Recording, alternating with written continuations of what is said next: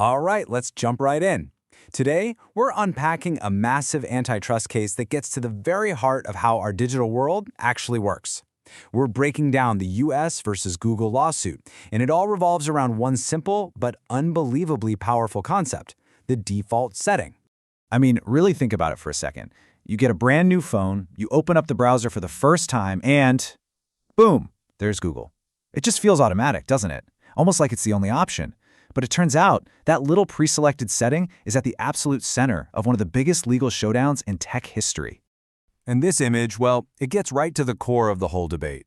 Is Google the king of search because its product is simply the best one out there? Or is it because they've built a system that pretty much makes it the only choice you're ever going to make? That's the billion-dollar question the courts are trying to answer. So let's get one thing straight. This lawsuit isn't really about whether Google search is good or bad.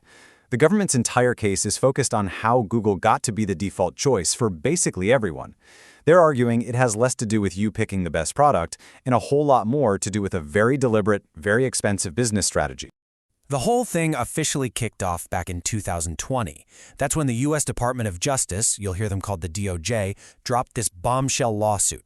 They accused Google of illegally maintaining a monopoly over the search market. And believe me, this wasn't just another lawsuit. This was a fundamental challenge to the way big tech does business. So what's the secret sauce here? Well, it all comes down to these things called distribution agreements. And what's so fascinating is that this isn't some complex bit of code. It's a business deal, plain and simple.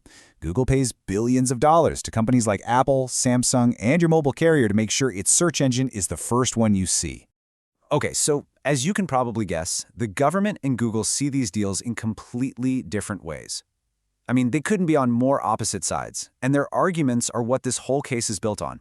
So on one hand, the DOJ argues that paying all this money for default placement is an illegal way to keep a monopoly. They say it boxes out rivals like DuckDuckGo or Bing before they even have a chance to compete. But Google fires right back. They say, hey, these are just normal, legal business deals. Their whole argument is that they're just competing hard, paying for prime placement, and that people stick with Google because, well, it's the best product. And hey, they point out you can change it with just a few clicks if you really want to. But here's where the government's case gets a lot deeper. They argue it's not just about the money changing hands. It's about what those deals create. They claim Google has built this incredibly powerful, self-perpetuating cycle, an engine of dominance. Let's see how they say it works. All right, take a look at this diagram. It really lays out the DOJ's core argument. It all starts with those distribution agreements we talked about. They lead to Google being the defaults. That default position, naturally, drives a massive amount of usage, which in turn creates this locked-in loop where being on top just makes you stay on top. Let's trace the path. So the first step is super simple.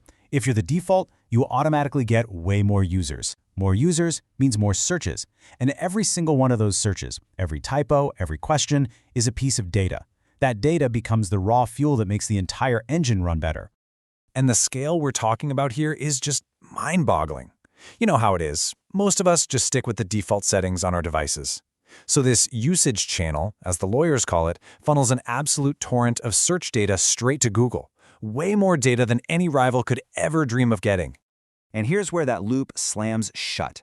Google takes that gigantic mountain of data and uses it to constantly tweak and improve its search algorithms. That makes the search results better and more accurate.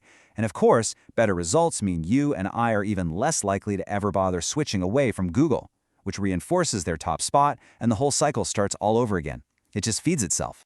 So you might be asking, okay, so what? Why does this data feedback loop even matter? Well, the government argues that this cycle isn't just good for Google, it's actively bad for competition, and in the long run, it's bad for all of us. Now, this is a really critical point to understand in antitrust cases like this. When we hear consumer harm, we usually think about getting charged higher prices. But search is free, right? So the harm the DOJ is talking about is what we lose. It's the harm of having less choice, of getting a lower quality product than we could have in a competitive market, and a slowdown of new ideas and innovation. So what does that look like in the real world? Well, the government claims it means we get fewer real alternatives to choose from. It means there's less pressure on Google to come up with the next big thing, or to improve things like, say, our privacy protections. I mean, if they're the only game in town, why would they have to? In this slide, this really wraps up the government's entire argument in one picture. You have the giant incumbent, Google, with this incredible scale thanks to the data loop. Then you have a new company trying to break in, but they just can't get enough data to make their search engine good enough to compete. It's like trying to start a race when your opponent already has a million-mile head start. It effectively blocks anyone new from ever having a real shot. So let's bring this all back home. This isn't just some abstract legal fight happening in a courtroom somewhere.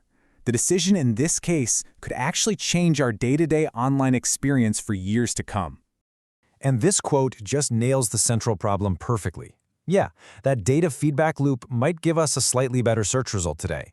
But is that tiny, short-term improvement worth the long-term cost of a market with no real competition and less innovation? That's the tension at the very heart of this case. And in the end, it really all boils down to this one big question. In our digital world, when one option is pre-selected for billions of people, what's actually more powerful? Having the best product or simply being the default choice? That's what the court has to grapple with, and it's definitely something for all of us to think about.